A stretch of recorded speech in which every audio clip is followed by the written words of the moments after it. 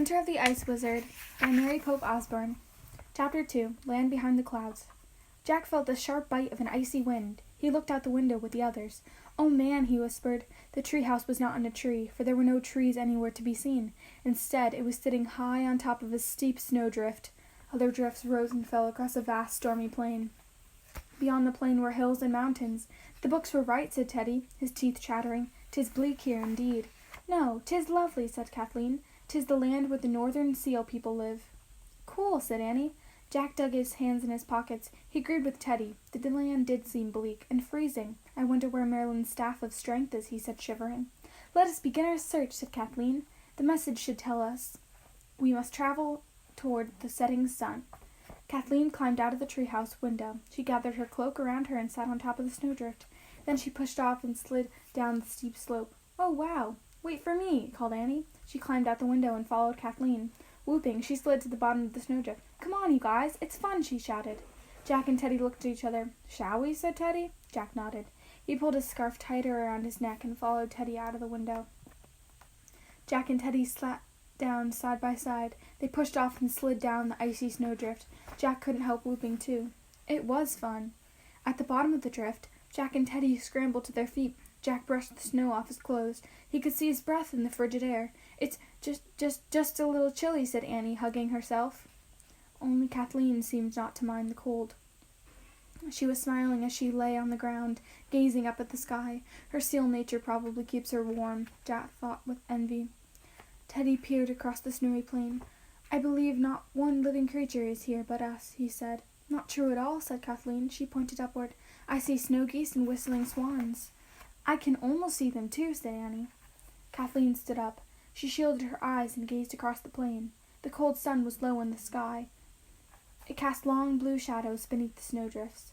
She pointed into the distance. "And see, a white hare is leaping home before dark," she said. Jack looked where Kathleen pointed, but he couldn't see anything moving at all. "I see a snowy owl too," said Kathleen. "And, oh no!" "What?" said Annie. "Wolves," Kathleen said with a shudder. "They just disappear behind the snowdrift. My people greatly fear the wool." "You need not to be afraid. I shall protect you," said Teddy. He took Kathleen's hand. "Come, let us make haste towards the sun." Together, Teddy and Kathleen headed across the snow-covered plain. Their woolen cloaks waved behind them. Annie and Jack dug their hands into their pockets and quickly followed them toward the setting sun. As Teddy, Kathleen, Jack, and Annie trudged across the frozen plain, the sun sank closer and closer to the horizon. Its last rays poured purple-pink light over the snow. The wind blew against Jack's face. He looked down and kept walking. The cold felt like needles on his skin. Each icy breath was painful. He hoped they found Merlin's staff of strength soon. He couldn't imagine anyone surviving for long in this cold, lonely, freezing land. Jack's thoughts were interrupted when he heard Annie calling. He looked up. The sun had completely slipped behind the horizon. In the cold twilight, the snow had faded from purple-pink to a dark shade of blue. "Jack, come look," Annie called. She, Teddy, and Kathleen were standing on the slope of a huge snowdrift.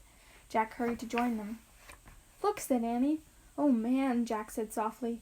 On the other side of the snowdrift was a glimmering palace made from huge blocks of ice.